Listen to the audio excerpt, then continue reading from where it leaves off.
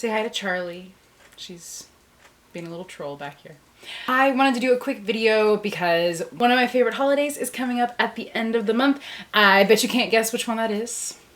If you said Halloween, you are half right. Halloween is one of my favorite holidays, and it is coming up at the end of the month. But Halloween also coincides with the holiday that Neil Gaiman invented called All Hallows Read, and that is the holiday that is also on Halloween, thus the All Hallows bit of it.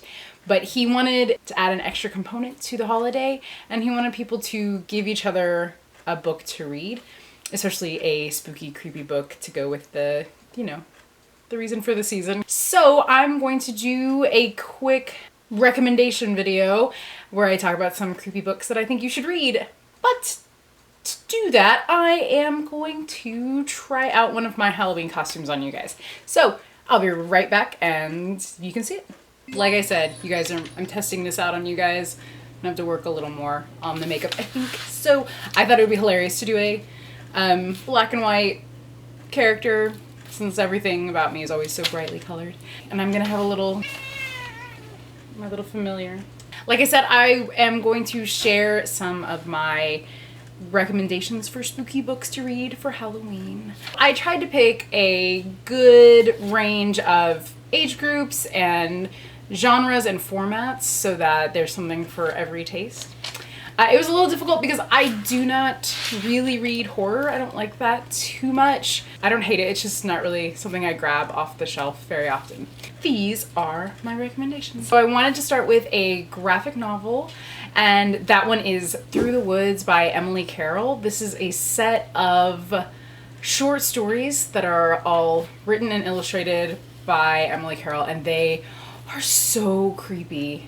They're wonderful. The illustrations are great. She also illustrated the new Baba Yaga's Assistant that has just come out, and her art is really, really evocative, and it's very good for like creepy things happening in the woods. And yeah, she's got some good twists and takes on kind of traditional creepy things. My second one is a YA, and it's another set of short stories, but they're all interwoven together. They're kind of linked. That is Midwinter Blood by Marcus Sedgwick.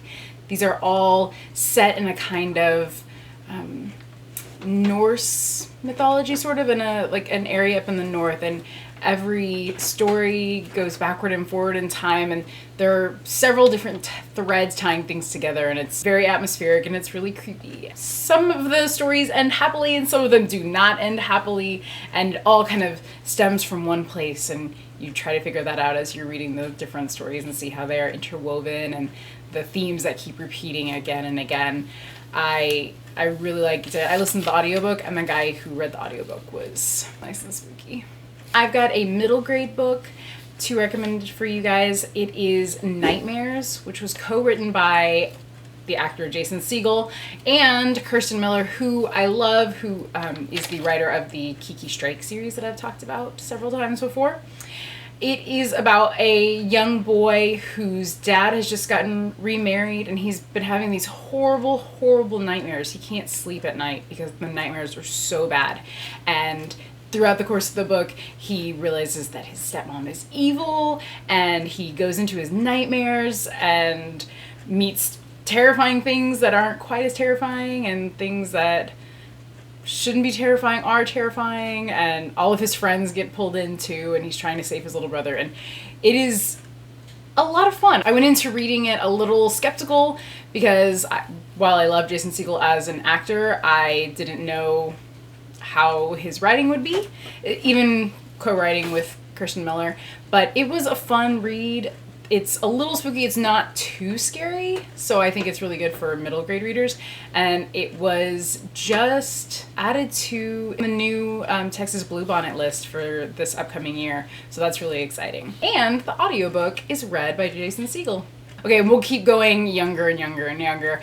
The next one is a picture book that is The Dark, which is by Lemony Snicket, and all of the illustrations are by John Klassen. Our local historical society puts on a Halloween event every year, and I do a spooky story, and I'm doing The Dark.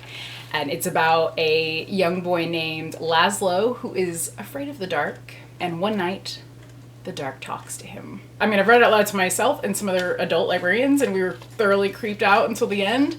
And then I read it to my teenagers and they were freaking out, which is definitely something you want. And I am very much looking forward to reading it for groups of people as they come through after they walk through a haunted house. Like I said, I don't read straight up horror, and most of the other books that I read, the little bits of scariness are not too terrifying.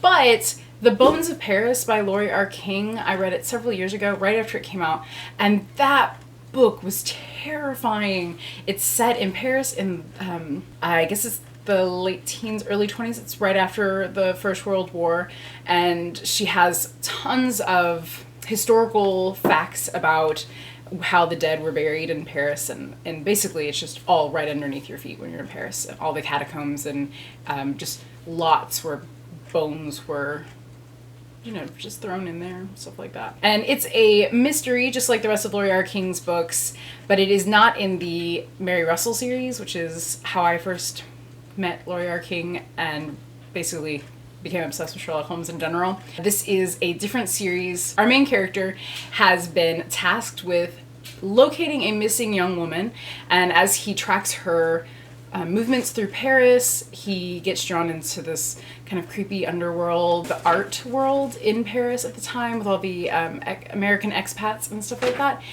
He meets Man Ray, and Picasso's around, and Hemingway's there, of course, and all these things. So you're seeing all of these famous faces and names that you know and recognize, but then exploring more seedy underbelly of all of that society, and the stuff that he uncovers is really scary. I would be remiss if I did not talk up at least one Neil Gaiman book, since he came up with this whole holiday. Basically, you could read any Neil Gaiman book for All Hallows Read and you'd be pretty good to go. But I'm going to push for the graphic novelizations of the Graveyard Book. They are written and illustrated by P. Craig Russell, and the art is really great, and it's a really fun retelling of the Graveyard Book, which, if you haven't read it in the original version, you should read that one as well. It's basically the Jungle Book, but instead of a little boy being raised in the jungle by jungle animals, it's a little boy who is raised in a cemetery by ghosts. And the first line of the book is, "There was a hand in the darkness, and it held a knife." And it goes from there. And the murder of Bod, the main character's family, which is why he has to be raised by ghosts. What are you doing? My very last recommendation is going to be from one of my favorite writers of all time, and that is Ray Bradbury. Okay, so I've got two, actually. Okay, I lied. Two by Ray Bradbury. Something Wicked This Way Comes, which has a librarian as a character in it, and is full of a super creepy circus that comes to town and tries to take over the town and is evil. And two little boys who are best friends have to take care of the town and save the town. And my last one by Ray Bradbury is super topical because it is called The Halloween Tree. It's about a group of boys who are taken on a magical journey where they learn all about the origins of Halloween and how other cultures celebrate similar holidays around the world and throughout time and history. And it's really good. It's a really short read. If you are only going to read one book from this list, I would definitely recommend that one. Okay, so hopefully this was a pretty short video compared to the rest of my videos, and that you read a book that you like for All Hallows Read and that you share it with someone else. That's it for me. Make sure you do all those nice things you can do on YouTube. Share this video, comment below, tell me what your Halloween costume is going to be this year, and if you've read any of these books or what your spooky read is, what I should read next. Happy Halloween. Happy All Hallows Read.